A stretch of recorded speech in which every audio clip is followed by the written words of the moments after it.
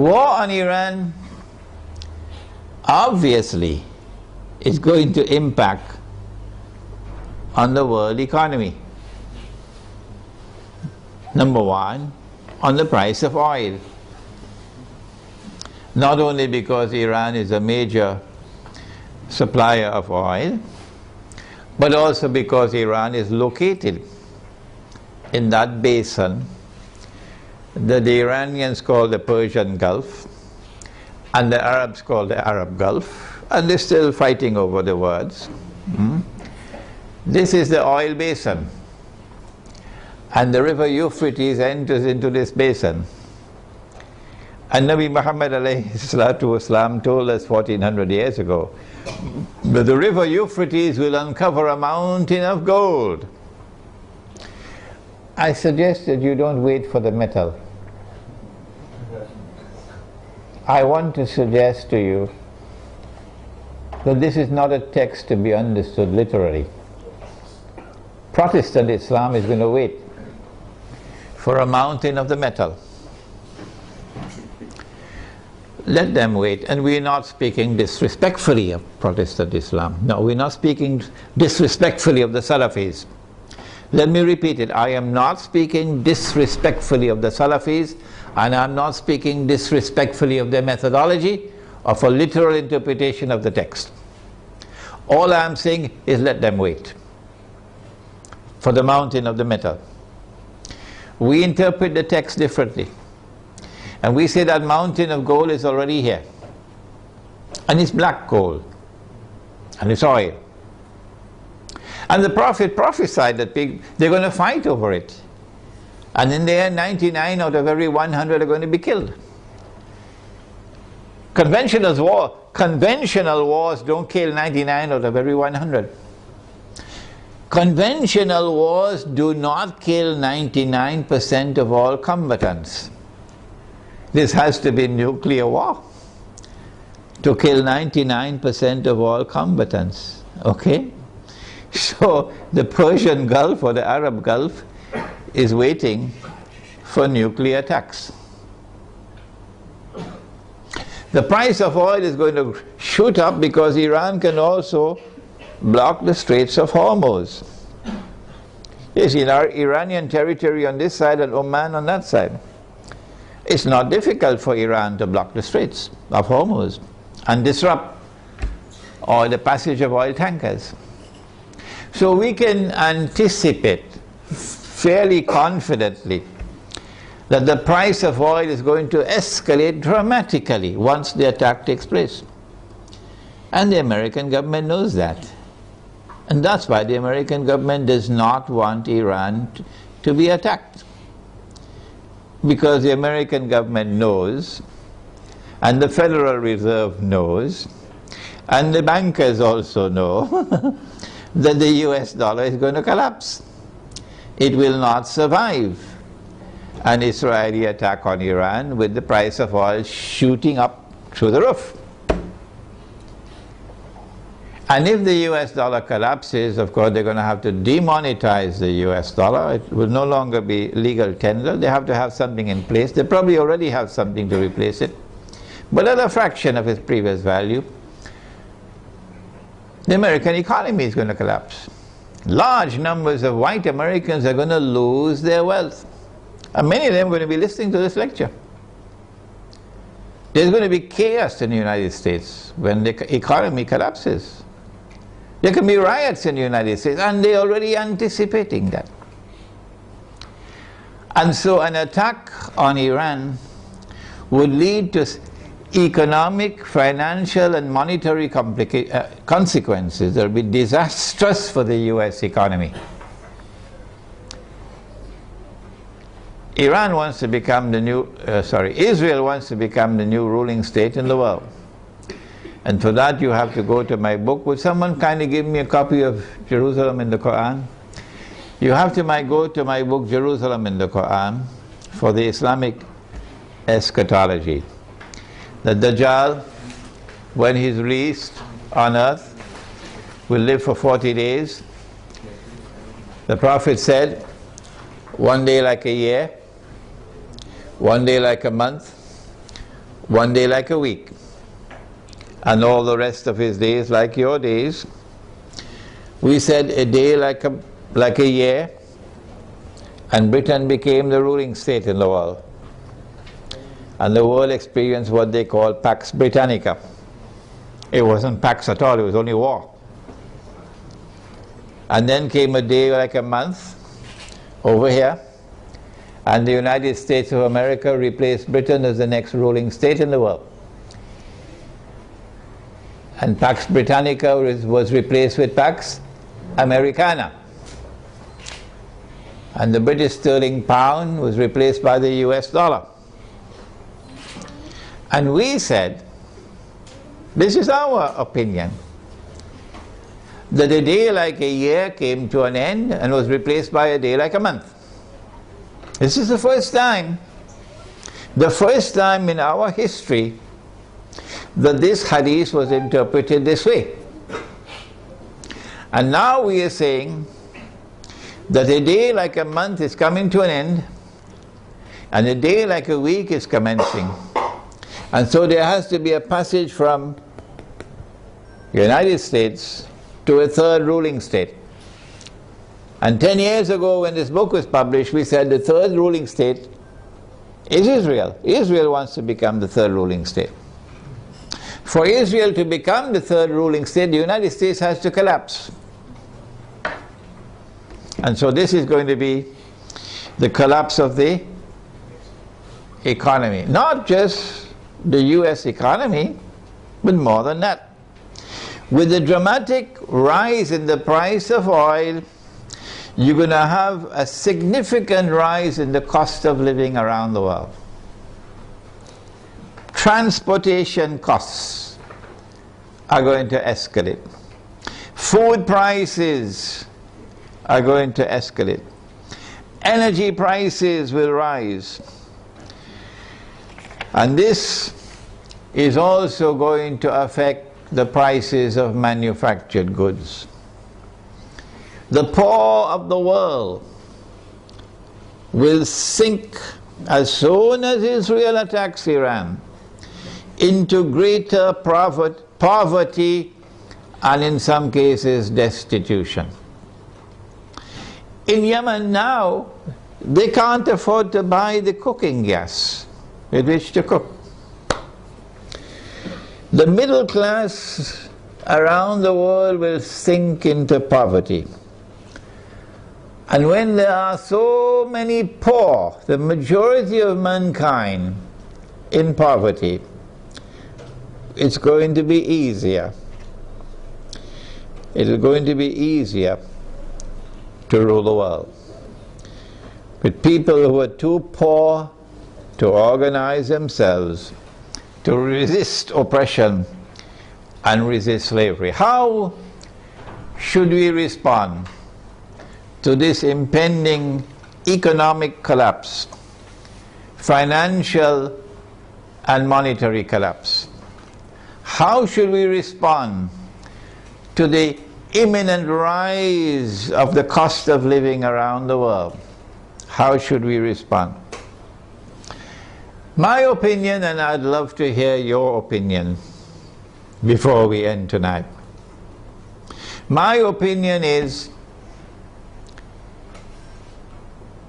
to go to that hadith of the Prophet sallallahu ta'ala alayhi wa sallam. He said about Akhirul Zaman, he said, if you have land, hold on to your land. You're familiar with that, aren't you? And he said, if you have animals, hold on to your animals. And then a man asks, O Messenger of Allah, what about if we have neither land nor animals? He said, sharpen your sword. Of course, CNN is going to call him a terrorist now. He said, sharpen your sword, because you're going to be dealing with chaos and anarchy and riots as people seek to survive by fighting each other for food. Where can we get land and animals to sustain ourselves in this impending collapse? The answer is certainly not in the cities. If you believe that you can survive in the cities and get land and animals in the cities, you should buy a one-way ticket to the moon. And so Egypt, I'm talking to you tonight. In Pakistan, I'm talking to you tonight. Listen to me and get out of the cities. 20 million people in a city, 15 million people in a city, who's going to feed them? Where are you going to get your food from? What's going to be the price of that food?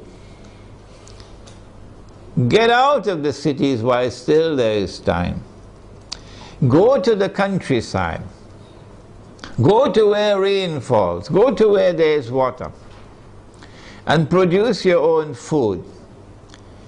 Dairy crops, food crops, dairy farming, milk and meat, so that you can survive the storm that is coming. Ensure there is water supply. Do not depend on oil for energy. Use natural energy. A bicycle is natural energy. Wind, solar energy, water energy. Number two, live in small communities, because small communities can more easily sustain themselves without having to be dependent on supplies of food from outside the communities.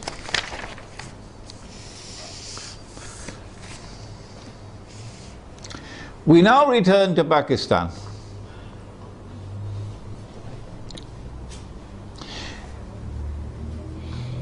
An attack on Iran can be launched simultaneously with an attack on Pakistan.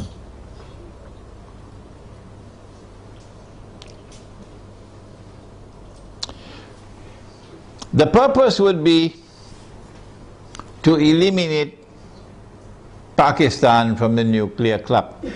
But we've been saying this for 10 years now. When the attack on America took place in September 2001, we produced a booklet 2 months later, a Muslim response to the attack on America. That booklet is on my website. And in that booklet we said that those who planned and executed 9/11 had as their ultimate target Pakistan. And they put the blame on Afghanistan so that they could put their troops in Afghanistan, so that they'll be advantageously located for moving in on the final target, which is Pakistan. Why Pakistan? Why is Pakistan so important? The answer is Pakistan is a member of the nuclear club. It is the only Muslim country which possesses nuclear weapons. And according to the Bible of the Zionists, no Muslim country must be able to defend itself. The Zionist Bible says that no Muslim country must have nuclear weapons. But the Zionist Bible says Israel can have as many nuclear weapons as it wants. And Israel should be able to also use its nuclear weapons according to their moral law. And because Pakistan has nuclear weapons, Pakistan has to be denuclearized.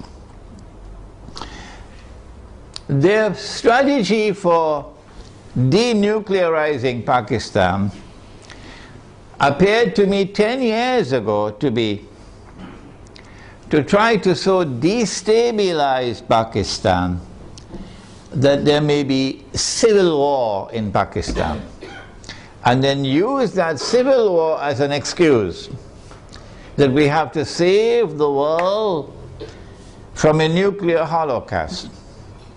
We have to save the world from nuclear weapons landing in the hands of terrorists. And so we have a mission. For the sake of mankind, we have to attack and invade Pakistan. and destroy the nuclear plants in Pakistan, and destroy the nuclear weapons in Pakistan, and also break up Pakistan into bits and pieces so it can never rise again. When that happens, of course, we must have a Zionist friend to take over and control all the pieces. And it is time for Muslims around the world to recognize, including Muslims in Iran, that Israel's most strategic partner, most strategic ally in the world today, after the United States, is India, with Saudi Arabia neck and neck behind India.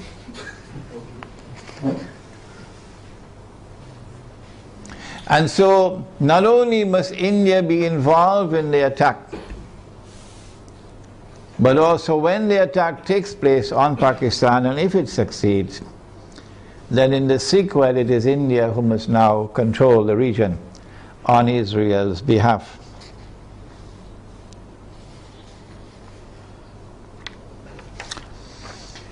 An attack on Pakistan, a successful attack on Pakistan, and the denuclearization of Pakistan and the breakup of Pakistan into bits and pieces will impact upon Muslims in the whole of that subcontinent in such a way as to bring about a state of demoralization and despair, and send shock waves to Muslims in the rest of the world. That one of the largest Muslim communities around the world, in India, Pakistan and Bangladesh, have now come under the foot of Hindu India.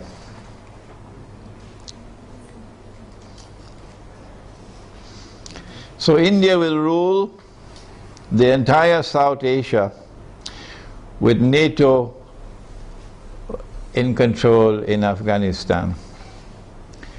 What should Pakistan do at a time like this late hour?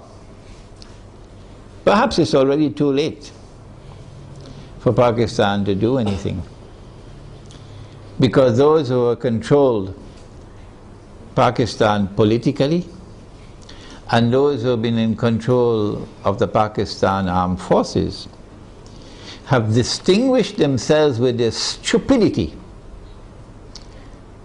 And I have to use a harsh language. I'm so sorry to use this harsh language against them. Their awesome and monstrous stupidity these last 10 years since 9/11 in supporting war on terror, which is a euphemism for war on Islam, supporting NATO in the attack on Afghanistan, your innocent Muslim brothers in Afghanistan, and you supporting NATO, killing innocent people. But more than that, handing over the territory of Pakistan to the Zionists. Have you no shame? This is what you did for 10 years.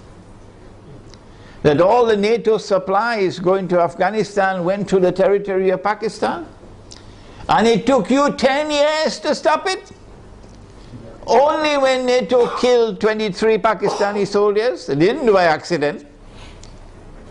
They launched an attack on the Pakistani post while he was sleeping to send a message to you that that's it, the friendship is over, we're coming to attack you now.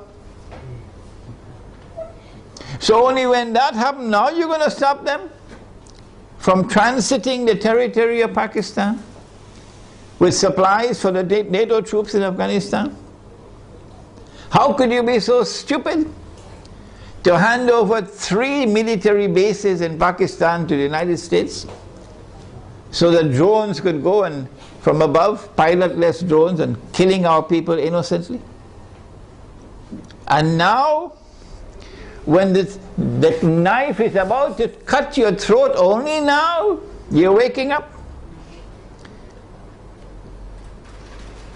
When the attack on Pakistan takes place, I think they already know what's going to happen. So all of these Pakistani Zionists, I call them Zionists, probably already have their suitcases packed. Right? They did it in Saigon. And they'll all be flying to Miami and to Los Angeles and to New York to spend the rest of their miserable lives. These traitors. But I'm not talking about them tonight.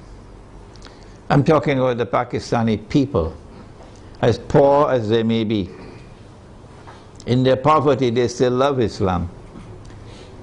And they hate the government of the United States, which has been committing aggression and oppression with deception after deception. Feelings in Pakistan have reached fever pitch. They know in Pakistan the attack is coming. My advice tonight to them, if it is not too late, I don't know, what can you do?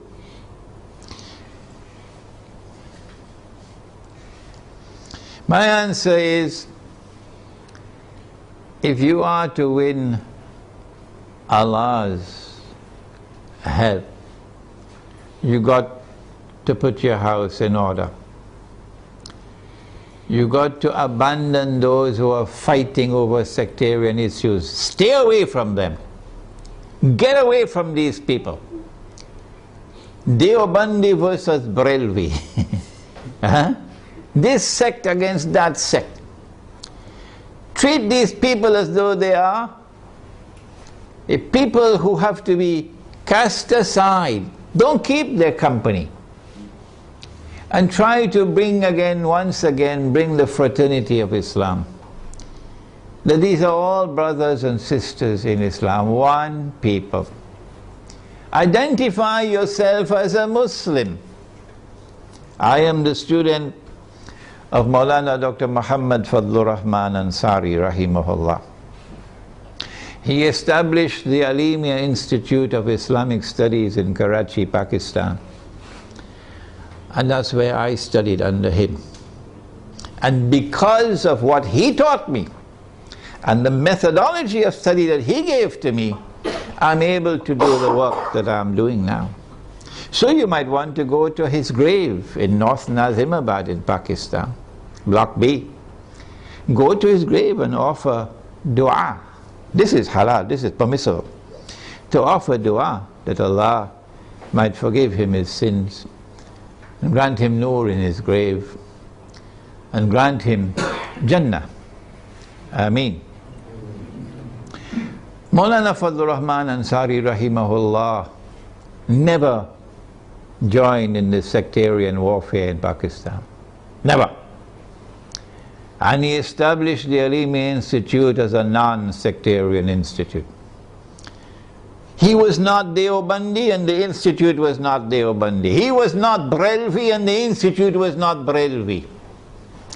Let me repeat that to those who are now controlling the institute, where I studied and where I was once the principal.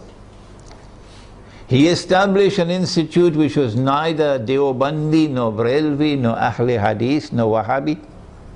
It was Muslim. And he said himself, I am not Deobandi, I am not Barelvi, I am not Ahle Hadith, I am not Wahhabi, I am Muslim. That's his statement. And that's the way out for Pakistan today. To get out of this cancer of sectarian warfare. Number two, Allah made riba haram. Pakistan is miserably poor today because of riba. The paper that you're using as money in Pakistan, the rupee, is bogus, it's fraudulent, it's utterly haram. And it's a vehicle of riba. Your ulama in Pakistan have not been able to recognize that all these years. Go look for those scholars of Islam in Pakistan who can recognize that paper to be bogus and fraudulent and haram.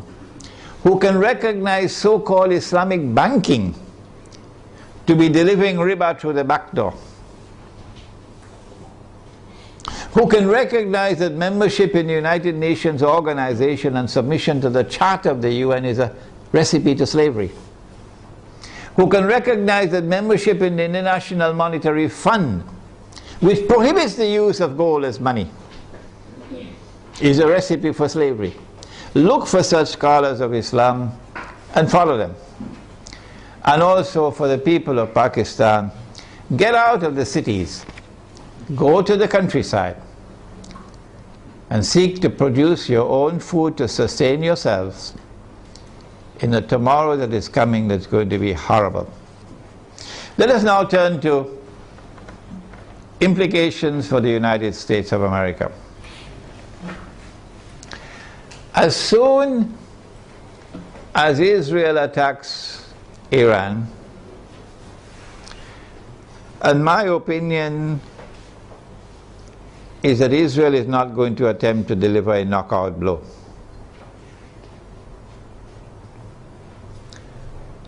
Israel will attack Iran in order to commence wars that she hopes will follow one after the other. As soon as Israel attacks Iran, the first implication is that Iran is going to attack Iraq. And Iran is strategically poised, advantageously poised, to attack the United States in Iraq. As soon as Iran is attacked, Shias around the world are going to respond with solidarity with Iran. And that includes the majority population of Iraq, which is Shia. What about the Sunni in Iraq? The Sunnis are waging a war against the United States. They want to get the United States out of Iraq. And if Iran attacks Iraq, the Sunnis are going to also intensify their attacks on the United States. And so the United States is going to be in a no-win situation in Iraq. You'll be facing enemies fighting you on all sides with no friends around you. None. I don't think, and I hope and pray, I don't think that NATO will succeed in getting the Turkish government to act so stupidly to attack Iran. I don't think it's going to happen. No. And let us pray that the Turkish government is not ruled by fools. And so NATO and the United States in particular are going to be faced with war in Iraq that they cannot win. And they can lose. They can lose. And this is what Israel wants. This is what Israel wants. But there's another battlefront I want to turn to now. And this is where we need our military analysts. I wish we had some here tonight. That Iran is also likely to attack Bahrain. And it should not be difficult for Iran to take Bahrain.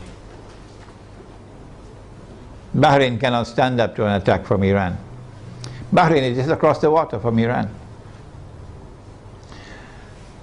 I am suggesting to you that Iran is going to attack and take Bahrain. And if and when Iran attacks and takes Bahrain, then there's a causeway between Bahrain and Saudi Arabia where you could drive back and forth. The road will be clear to Saudi Arabia. I am anticipating, and the Saudis probably already have their plans laid out very well, because they know what's going to happen. and Israel already knows what's going to happen, that they're then going to turn to the United States to invoke whatever secret agreements they have of defense, that the United States has to intervene in Saudi Arabia to protect Saudi Arabia from an attack from Iran.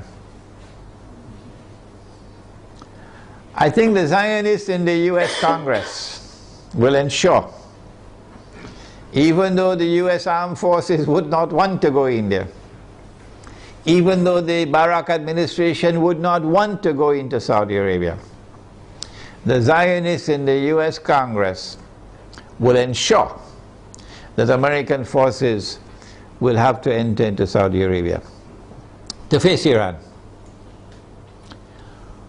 I'm also suspecting that they might do the same thing with Pakistan, to force the Pakistani political leadership and military leadership to follow some secret agreement they probably already have, to bring Pakistani troops into Saudi Arabia to face Iran. If that happens, number one consequence will be the United States will be facing two fronts where they're going to lose the war. The first front will be Iraq, and the second front will be Saudi Arabia. And Pakistan will be facing defeat in Saudi Arabia and civil war in Pakistan.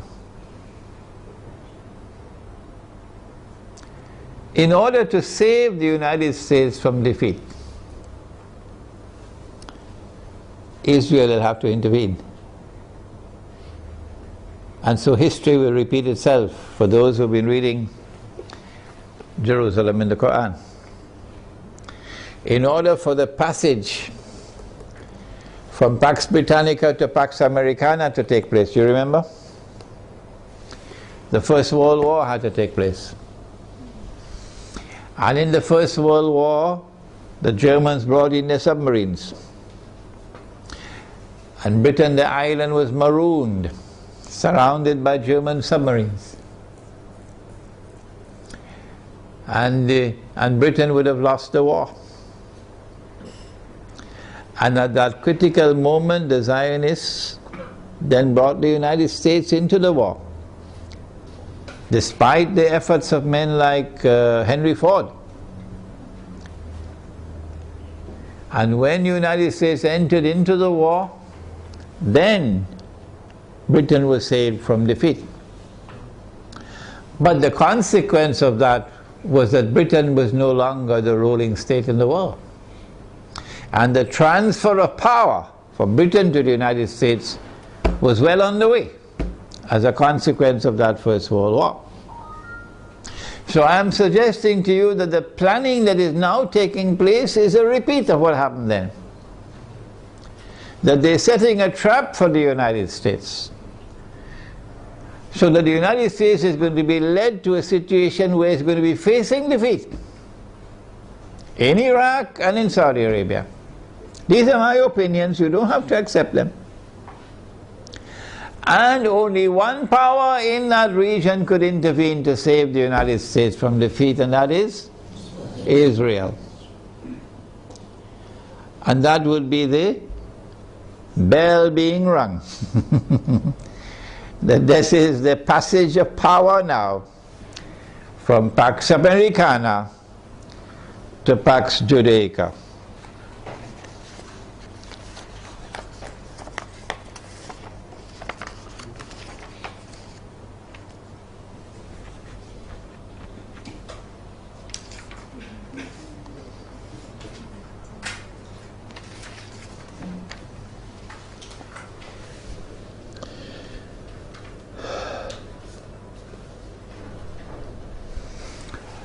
This is the Islamic eschatological dimension to the analysis that a day which is like a month will now be coming to an end, and a day which is like a week, according to the Hadith, will now be beginning.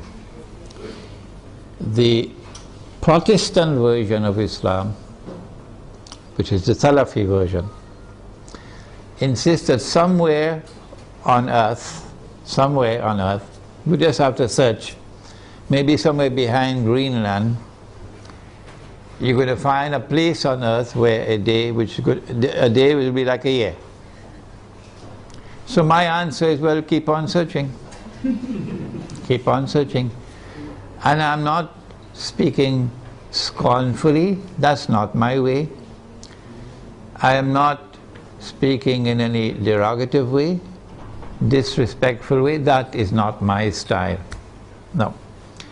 I have the right to say, however, this is your methodology, so keep on searching. We have interpreted the text differently, this is our interpretation.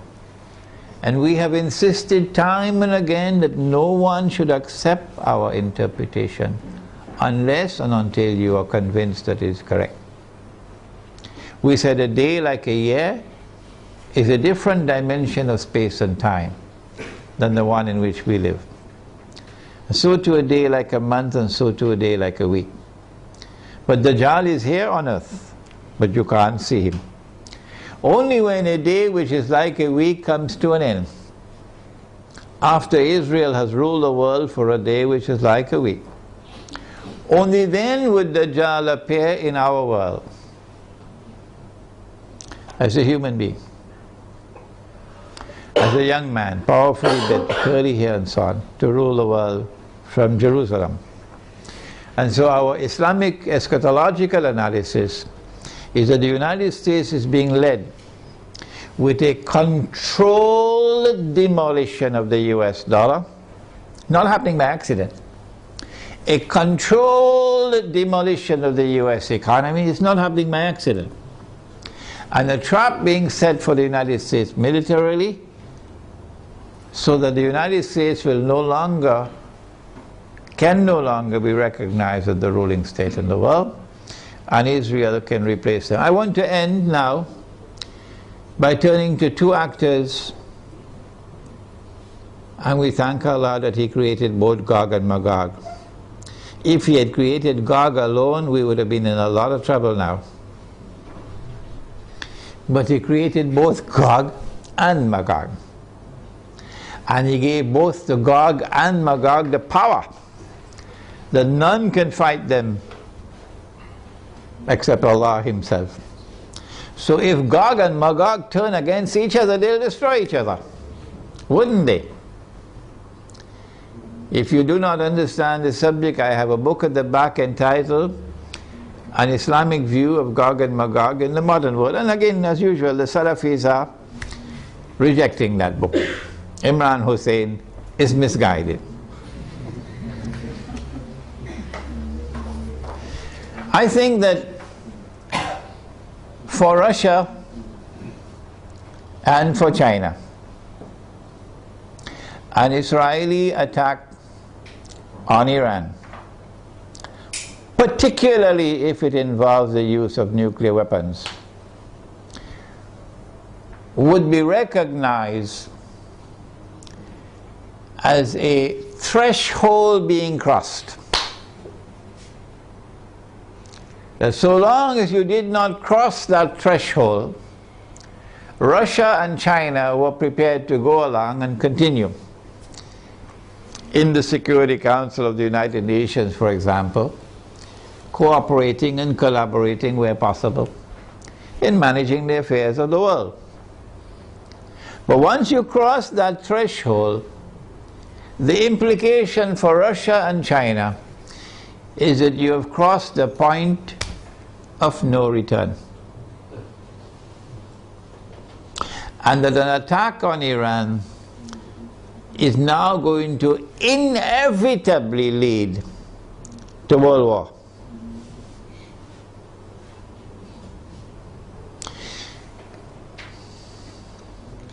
That after Iran and after Pakistan and after the Arabs, the Zionists are going to turn on China and Russia to make sure that China and Russia also bend down their knees and accept Israel, so that Israel can become the ruling state in the world.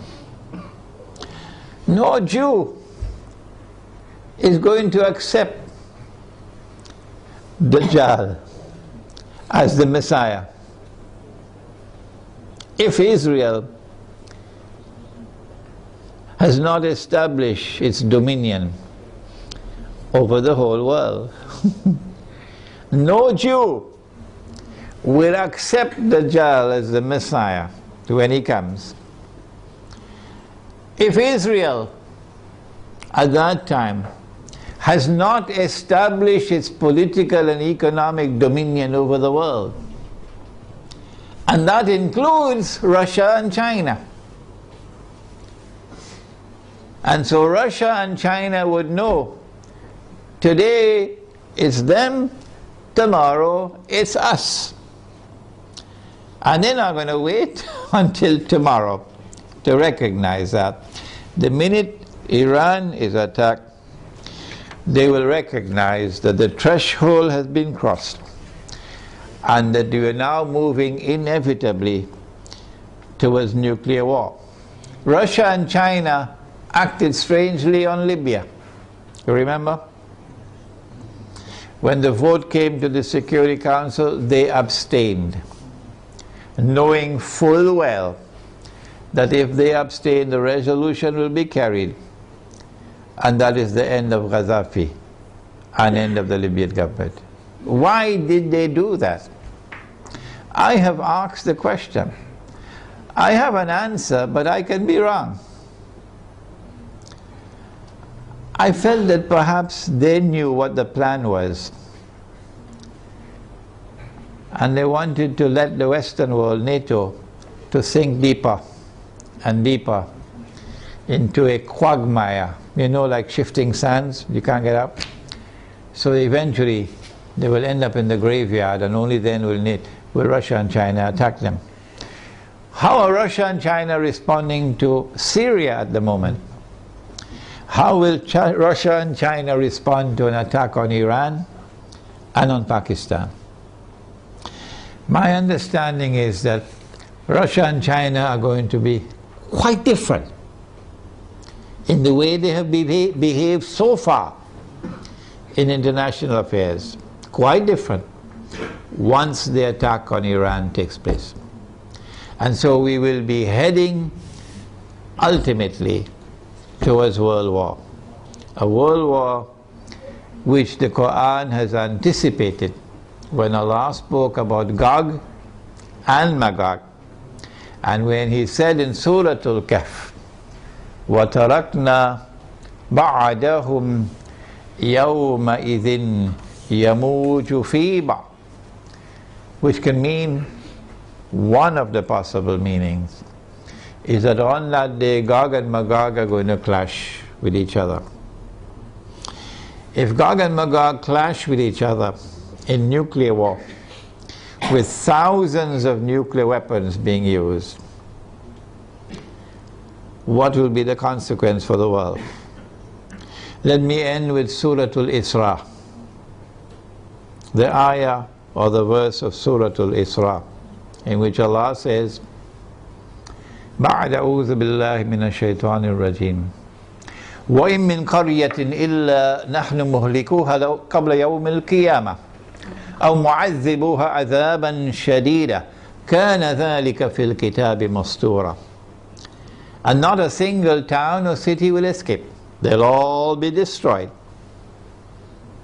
And those which escape destruction will be punished with terrible punishment. And all of this is inscribed in the book. This brings an end to our preliminary analysis of the implications of an Israeli attack on Iran. We have certainly not exhausted the subject, and it is likely that we'll have to come back to the subject in a second and a third lecture. But I do believe that we have done sufficiently tonight to provoke you now to think on the subject, and I'll be very happy to hear your views and your responses. ربنا تقبل منا إنك أنت السميع العليم وتب علينا يا مولانا إنك أنت التواب الرحيم برحمتك يا أرحم الراحمين آمين.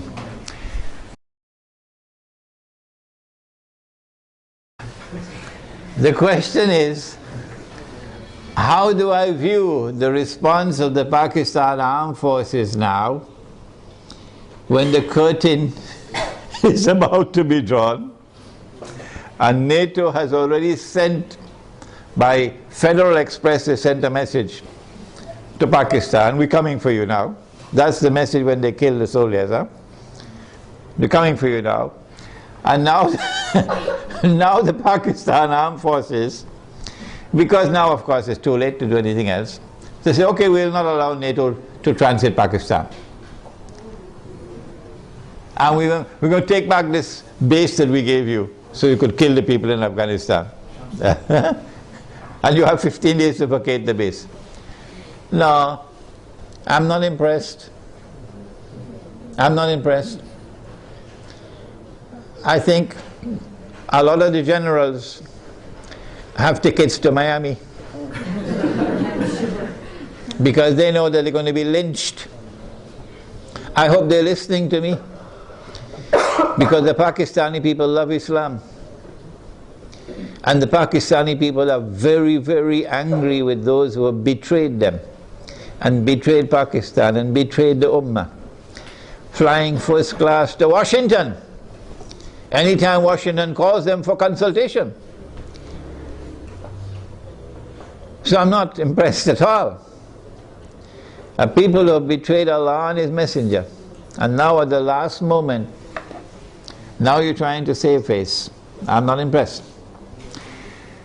But the overwhelming majority of the soldiers in the Pakistan Armed Forces love Islam, and they're going to fight as faithful and courageous Muslims. That I have no doubt about. It is the command which stinks. It is the command, the political and military command, that I call Zionists. And they're on their way out as soon as Pakistan is attacked.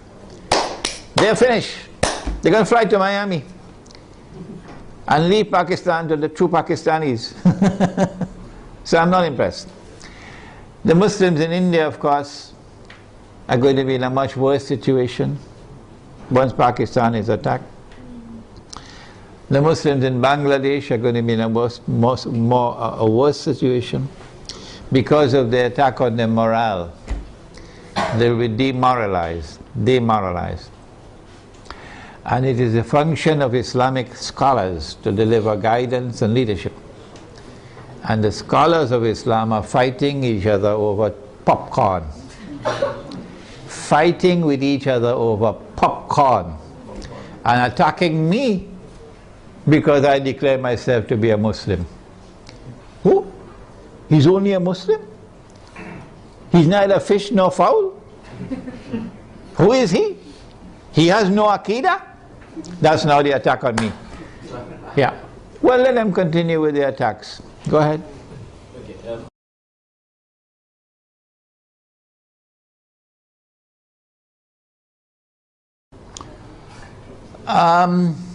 The question is whether the world is going to come to an end, Armageddon, the war of all wars, which will destroy most of humanity. Is it going to take place next year, 2012?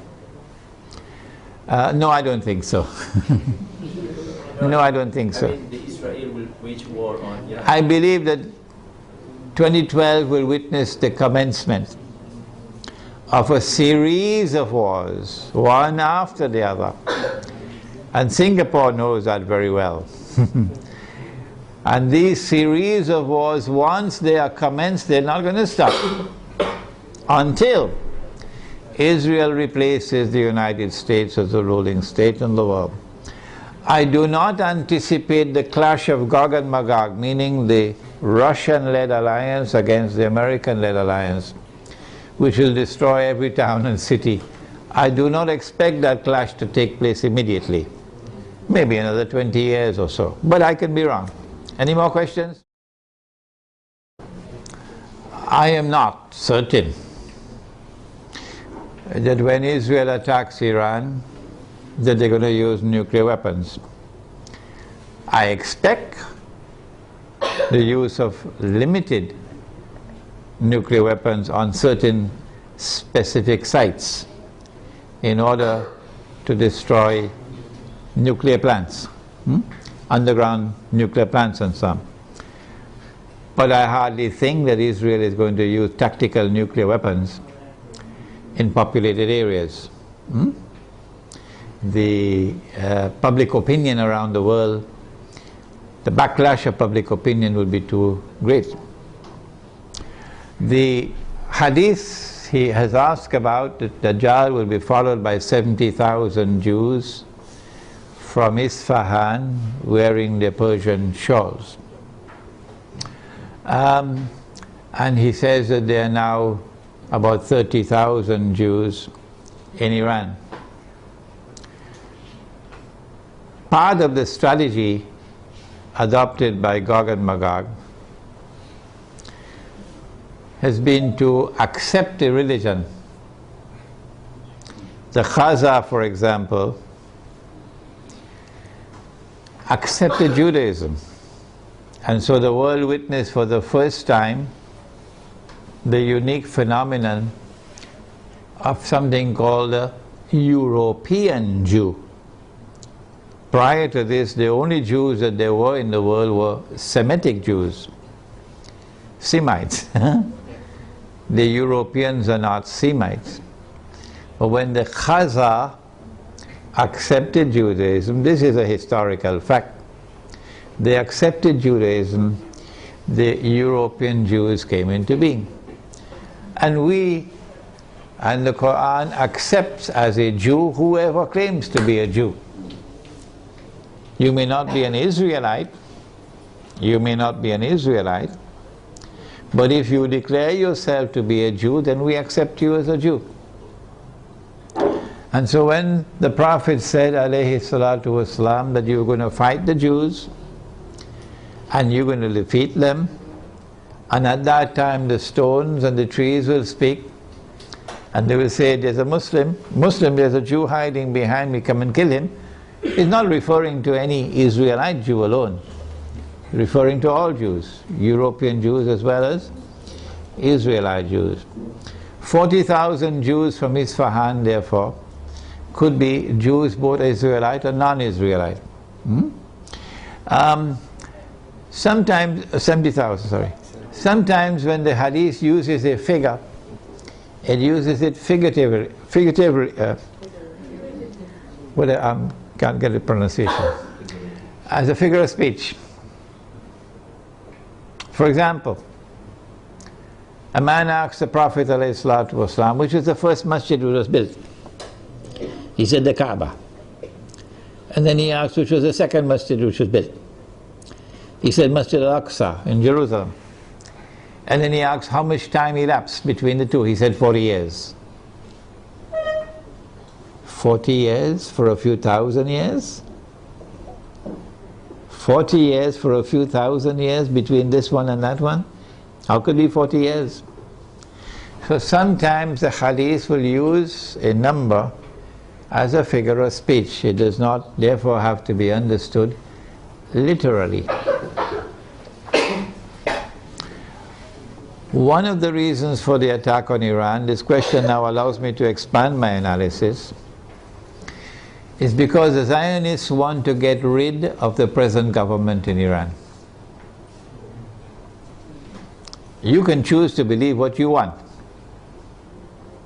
but I accept that the present government of Iran is sincere in its opposition to Israel and its support of the Palestinians.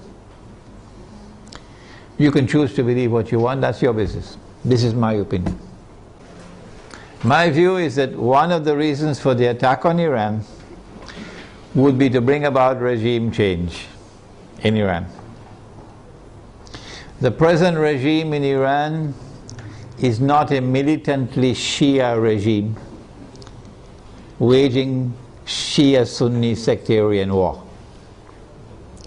No. The present regime in Iran is willing to establish fraternal ties with Sunnis. Yes, they do not permit any Sunni masjid to be established in Iran. So Sunnis in Iran do not have Salatul Jummah, they have to go to the masjid under the Shia control. And that of course is something we don't agree with. But that's not a cause for taking up guns and fighting them. No. So I understand that the government in Iran at this time is a government which is prepared to try to establish Shia-Sunni solidarity. This is my view. And this is something inimical to Zionist interests. The Zionists would like to direct the Shia world in a direction of confrontation with Sunnis. And for that, you need to have regime change in Iran. And if they succeed in that regime change by attacking Iran, they will want a new regime to emerge in Iran, which will be militantly sectarian and facilitate the emergence of a civil war between Shia and Sunni. At that time, if this succeeds, then I believe we'll see the fulfillment of this hadith about Dajjal being followed by 70,000 Jews from Isfahan wearing their Persian shawls. Any more questions? The question pertains to the use of gold and silver as money and the utility of buying gold and silver at this time when the gold stocks of the world are controlled by those who are not Muslims, and that by buying gold you are enriching non-Muslims. I have a book at the back entitled The Gold Dinar and Silver Dirham, Islam and the Future of Money. Whether we like it or whether we don't, the world tomorrow, in my opinion, is going to return to gold and silver as money. Whether you like it or whether you don't. I came to this conclusion about 2 years ago perhaps, because of my study of Islamic eschatology, that no Jew will accept Dajjal as the Messiah. None. If Israel is using paper money. Because every Jew knows what the ulama don't know in Islam. Every Jew knows what the muftis don't know in Islam. Every Jew knows that this paper is bogus, is fraudulent, is utterly haram. Every Jew knows that. And it's a vehicle through which mankind is ripped off of the wealth. They all know it. It's only our scholars don't know it. In order for Dajjal to convince the Jews that he is indeed the true Messiah, he's going to have to bring back the money which the temple in Jerusalem used to mint. The temple built by Sulaiman alayhi salam minted its own gold and silver coins. Because the Roman government minted coins with graven images, and this was not kosher, not halal, to put a human head on the coin. And people had to go to the temple with their Roman coins, and you had to pay the rabbis for services like making zabiha of animals, to sacrifice an animal. Only the rabbi could do it, in the temple. How would you pay? Because this money is not halal, with a graven image. So there were money changers in the temple who will change Roman money to temple money. And the money changers were ripping off the people. And when Nabi Isa alayhi salam entered the temple and he saw that, he cursed them. Because that's a form of riba. And he overturned their tables. And he chased them out of the temple. And he said, "You've taken the house of God and transformed it into a den of thieves." So every Jew knows that the temple minted its own coins, gold and silver. And so Israel has to return to gold and silver as money. And therefore the Zionist world has to return to gold and silver as money. And when they do, guess what the world of Islam will do? The muftis are going to wake up. And they're going to say, yes, yes, yes, this is halal money. Yes, yes, yes, we should have dinar and dirham. I have prayed to Allah to beg Him to take me away from the world. I don't want to live to see that day, because the shame and the disgrace will be too great for me. The shame and the disgrace as a Muslim for me will be too great. On that day, when they have brought back dinar and dirham as money, and only then do our people wake up. But I also prayed to Allah for something else, to keep all those muftis and all those scholars alive on that day. Keep them alive, even if you have to bring them on a stretcher, keep them alive, so that they will witness the shame and disgrace on that day. Those who today, up to this day, they are not prepared to say that this paper money is bogus, it's fraudulent, it's utterly haram. Keep them alive to that day. So whether we like it or whether we don't, gold and silver is coming back as money. Secondly, if I am correct that this paper is bogus and fraudulent and haram, you read my book at the back, The Gold Dinar and Silver Dirham, Islam and the Future of Money, and listen to my lectures on the subject Islam and the International Monetary System. If I am correct, then every transaction involving the use of this paper is haram. Every transaction. So you pay your zakat, it won't be accepted. You give charity, it won't be accepted.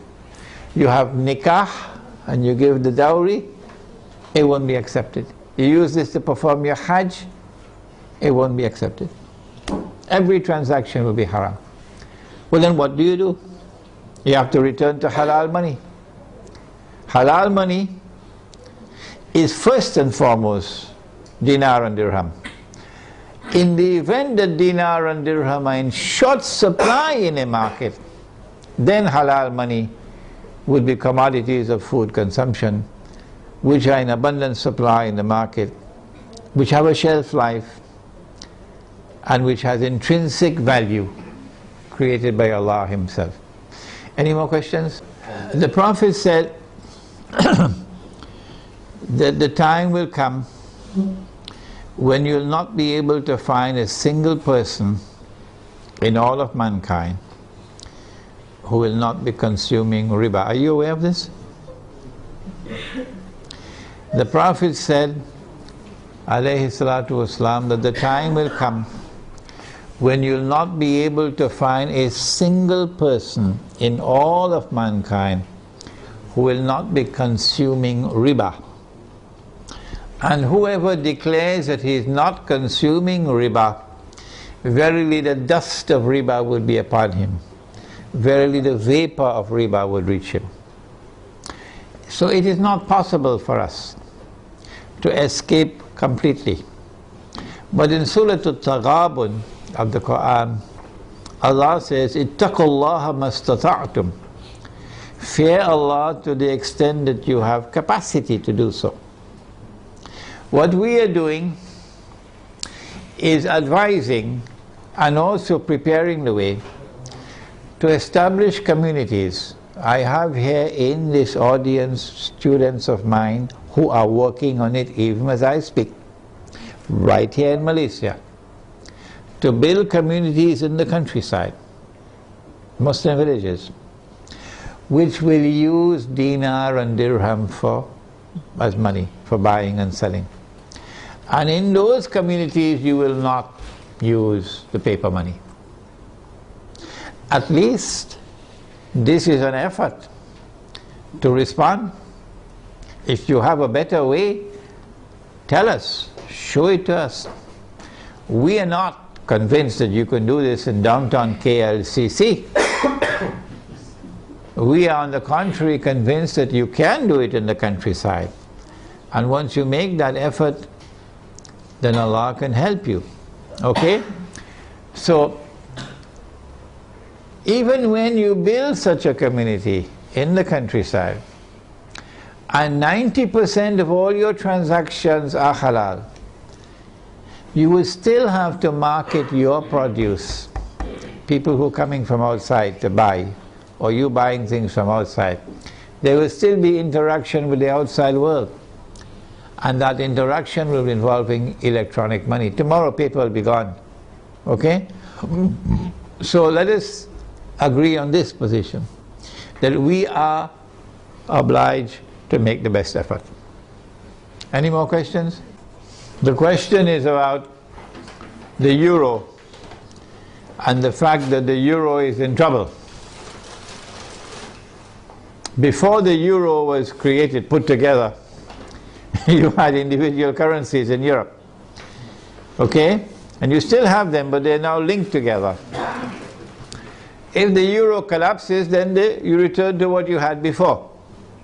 The German mark by itself, the Italian lira by itself, the sterling pound by itself, the French franc, existing by themselves, separate from each other. You just go back to where you were before.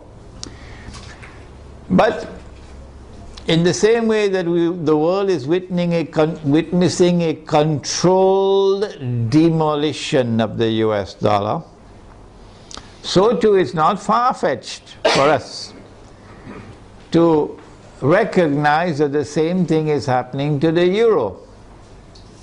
That this is international banking at work, okay, reorganizing the world in such a way that electronic money will replace paper money, and the banking system will take control of the money system in the world. Governments will no longer have control over money. Banking system will have control over money.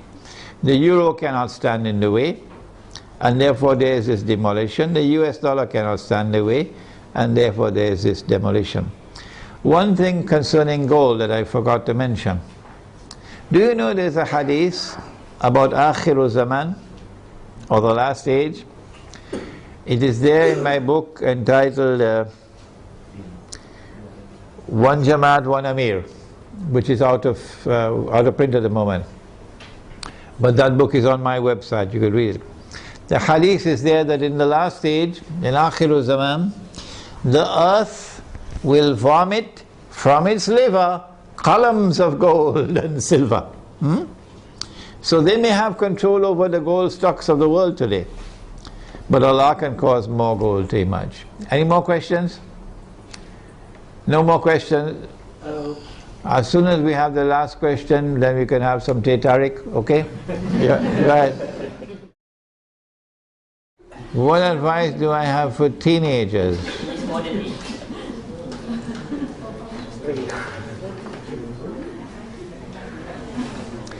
He said that Dajjal will be a young man. A young man. And I said, based on that hadith, that tomorrow the young people are going to rule the world. Today, when I buy some, I don't know whether you've ever heard the word. It's a word that is very strange in my vocabulary. I never heard it before 10 years ago. Something called top up. Top up. Yeah. Top up. Yeah. So when I buy this strange thing called top up, I have to ask the fellow to put in the money for me, because I don't know how to do it. And I'm really not interested in learning how to do it. If you make the mistake of sending me a text message, you wait a couple of years to get a reply. Because I don't know how to send text messages, and I don't want to learn to make I do not want to learn. I have enough misery in my life answering 100 emails every day. Why should I make my life more miserable? With text messages. The young people are the ones who are going to be technologically literate. And all the people will behave the way I'm behaving. So young people are going to rule the world and run the world tomorrow, as the world becomes more technologically interlinked. So young people have a strategic role to play in the world which is now coming into being. Because at that stage of youth it is easier for them to learn these things of technology. But Surah Al-Kahf of the Quran has delivered to us a very important guideline. And that is that the ones who will show the greatest understanding of Dajjal, the quickest understanding of Dajjal, and the ones who will display the best backbone. You know, they had backbones made out of iron and steel, and you know there are also backbones made out of recycled paper. You know that? So the ones who are going to demonstrate the greatest backbone for resisting the oppressor are the young ones. This is in Surah Al-Kahf of the Quran, the story of the young men in the cave. And this has been my experience, that the ones who show the greatest resistance to my message that I deliver are the elders, and the ones who are flocking to me and longing to learn from me and insisting they're going to come to Malaysia, they're going to come to KL, whether I like it or not, they're coming to study with me, are the young ones. Some of them 15 years of age, 16, 17 years of age. They're going to be listening to this lecture. And they show sharpness of understanding, and their parents are opposing them. And so, I believe being young, and if your heart is not corrupted with pornography, which is around the corner, being young, and if you do not corrupt yourselves in sexual promiscuity and destroy your inner light, being young and your heart being guided in the right path, then tomorrow for you there is a glorious day ahead, because you're the ones who are going to take the flag. You're the ones who are going to carry the flag of Islam tomorrow. And that's what the story of young men in the cave. Do please read my book, Surah Al-Kahf and the Modern Age. Last question. I can't remember when last I used the word Taliban. No. I refer to the authentic Islamic resistance. The authentic Islamic resistance, resisting oppression in Afghanistan, resisting oppression and occupation in Iraq. What do I think of them? They are the ones who tomorrow are going to lead the army. They are the ones who are going to open the way for the army which is going to march straight to Jerusalem. This is the only armed resistance in the world of Islam with a guarantee of success by the hadith. Guarantee of success. And we must support that armed resistance in Afghanistan and in Iraq in whatever way we can, with our tongue, with our pockets, in whatever way we can. All right, that's enough for tonight. Wednesday night at the Tanaga International University. Tanaga National? No. Tanaga National. At the Tanaga National University in Bangui. In Bangui, at the same time, 8 o'clock. And the topic is Islam, the United Nations and the New World Order. And then on Saturday, the last one, at UIE in Gombak, on the coming financial crash. It's a seminar with Dr. Mira and myself taking the whole of the Saturday morning. ربنا تقبل منا إنك أنت السميع العليم وتب علينا يا مولانا إنك أنت التواب الرحيم اللهم أنت السلام ومنك السلام تبارك ربنا وتعاليت يا ذا الجلال والإكرام اللهم أرنا الحق حقا وارزقنا اتباعه وأرنا الباطل باطلا وارزقنا اجتنابه اللهم أرنا الأشياء كما هي اللهم إنك عفو كريم تحب العفو فاعف عنا يا كريم اللهم إنا نعوذ بك من عذاب القبر ومن عذاب النار ونعوذ بك من فتنة المحيا والممات ومن فتنة المسيح الدجال وصلى الله تعالى على خير خلقه محمد وعلى آله وعلى أصحابه أجمعين برحمتك يا أرحم الراحمين آمين.